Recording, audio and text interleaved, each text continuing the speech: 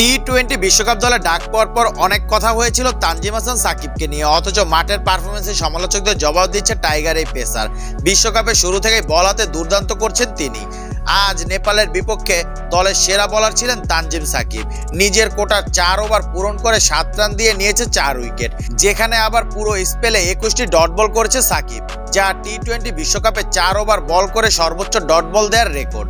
Match শেষে সাকিব জানালেন নিজের পরিকল্পনা মাফিক বল করেই সফল হয়েছেন তিনি।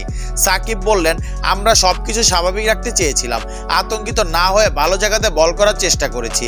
আমরা এই স্কোর ডিফেন্ড করা নিয়ে আত্মবিশ্বাসী ছিলাম। এই বোলিং আক্রমণ অসাধারণ, সবাই ভালো বল করছে। মুস্তাফিজ ডেথ ওভারে চাপের মধ্যে উইকেট মেডেন ওভার করেছে।